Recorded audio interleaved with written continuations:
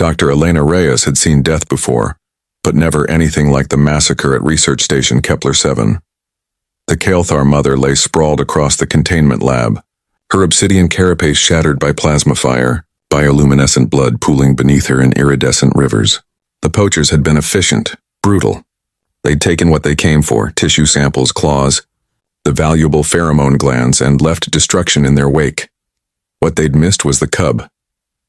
Elena found it huddled beneath its mother's cooling corpse, no larger than a terrier, its silver-striped fur matted with gore, its 6 eyes arranged in 2 horizontal rows, fixed on her with an intelligence that stopped her breath.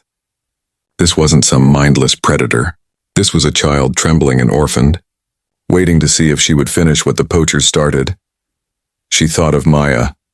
Always Maya. Her sister had been 12 when the raiders came to their colony transport. Elena was 17, responsible, supposed to protect her. But when the gunfire started, Elena froze. By the time she moved, it was too late. She'd carried that failure for 15 years. Let it hollow her out. Drive her to the edges of civilized space where she could bury herself and work in solitude. The cub made a sound.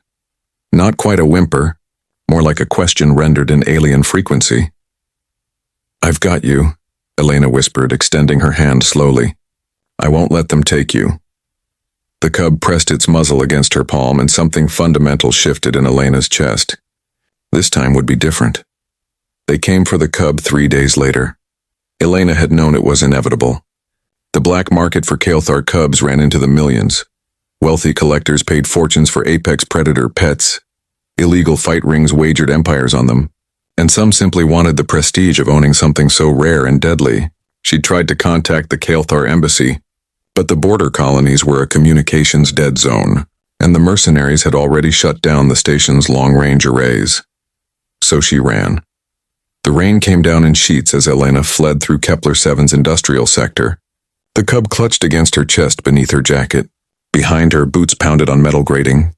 Professional hunters, 5 of them, armed with enough firepower to level a building. They'd disabled the local security drones and paid off the colonial militia. No one was coming to help. "Dead end, Doctor," the lead mercenary's voice echoed off the warehouse walls. "Hand over the merchandise, walk away. Simple business." Elena backed into the alley, feeling the cold permacrete wall against her spine. The cub trembled against her ribs, its claws digging through her shirt. She could feel its rapid heartbeat, could hear the small, frightened sounds it made. Maya's face flashed through her mind. 12 years old, afraid, calling Elena's name as the raiders dragged her away. Not again. Never again. "He's not merchandise," Elena said, her voice steady despite her terror. "He's a child." The mercenary shrugged, raising his rifle. "Your funeral." The first bullet caught her in the shoulder, spinning her around.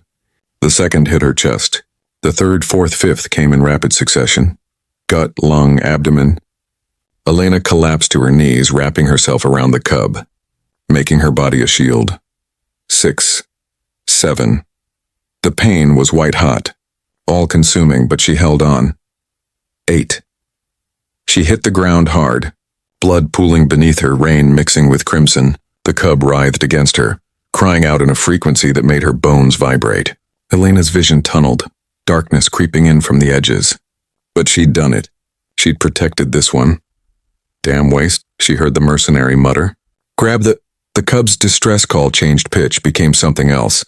A summons. The last thing Elena saw before darkness took her was obsidian armor materializing from the rain, and the mercenary's screams cutting short. Elena woke to impossible sunlight. She lay in her own apartment. She recognized the water stain on the ceiling, the stack of research journals by her bed, but everything felt wrong. Too bright, too clear. She pressed a hand to her chest, feeling for the bullet wounds, and found only smooth, unbroken skin. "You live." Elena Reyes of Earth. 6 figures stood in her room, towering and impossibly still.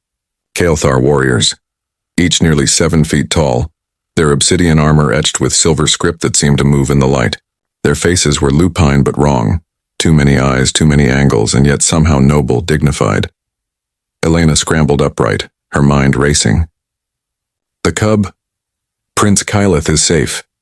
The largest warrior stepped forward, his armor bearing marks of high rank. Because of you. You took 8 bullets meant for our future sovereign. You shielded him with your body knowing you would die. Elena's voice caught. Your medical technology where we rebuilt you cell by cell. It is the least our house owes. The commander's 6 eyes fixed on her with unsettling intensity. But we come for more than gratitude. You displayed Kael'veth, the warrior's heart. You snarled at your attackers like one of our own, defiant even in death. You bled for our blood. In our culture, this creates a bond that cannot be severed. Another warrior activated a holo display. Elena watched herself in the alley, wounded and dying, curled around the cub. As the mercenaries approached, she'd bared her teeth, barely conscious but still fighting, still protecting. The sound she'd made wasn't quite human, more primal than that. A mother defending her young. You are Kael'Ethavar, the commander said. Kin by choice, blood by sacrifice. You are family to House Kael'th, to the throne itself. We have eliminated those who hunted our prince, but he will not leave your side. He has claimed you as his. Elena's hands shook. I'm just a scientist. I'm not. You are what you chose to be in that alley. The commander's voice softened. You chose to be fierce. To protect. To sacrifice. These are the qualities we honor above all others. A small form bounded past the warriors. The cub, healthy and bright-eyed, chittering excitedly as it leaped into Elena's arms. She caught him reflexively, felt his weight, his warmth, his absolute trust, and something inside her, broken since Maya's death, began to knit itself together. We offer you a choice, the commander said. Return to your life with our protection, or accept a position as Prince Kael'th's guardian and cultural liaison between our species. Elena looked at the cub, the prince, who purred against her chest. She thought of Maya, of 15 years of running from her failure. She thought of the moment in the alley, finally choosing not to freeze, not to fail. I accept, she said. The warriors placed their right hands over their hearts in unison, a gesture of profound respect. The commander approached and clasped her shoulder, his claws gentle against her skin. Welcome to House Kael'th, Elena Reyes. Your courage will be taught to our young for generations. You have shown the galaxy what humanity truly is. 3 months later, the story had spread across 100 worlds. A human took 8 bullets for an alien heir. A human became family to a warrior species that had never adopted an outsider. Diplomatic channels buzzed with speculation about humanity's potential, their capacity for self-sacrifice, their surprising compatibility with species they'd barely met. Elena sat in the Kael'thar embassy gardens under twin moons, Prince Kael'th dozing in her lap. He'd grown already, nearly doubled in size, but still sought her out when frightened or tired. The blood guard stood watch at a respectful distance, these apex predators who'd claimed her as their own. She ran her fingers through Kael'th's fur and thought about scars, the ones she'd carried for 15 years, and the new ones the Kael'thar medical technology had deliberately left on her chest. 8 small marks, silver and luminescent, that glowed faintly in the dark. Scars of honor, the Kael'thar physicians had explained. So you remember what you survived, what you were willing to give. Elena smiled, finally at peace. She couldn't save Maya. That failure would always be part of her, but she'd saved this one, and in doing so had saved herself. Some bonds are forged in fire. Humanity, she'd learned, forges them in sacrifice, 8 bullets at a time.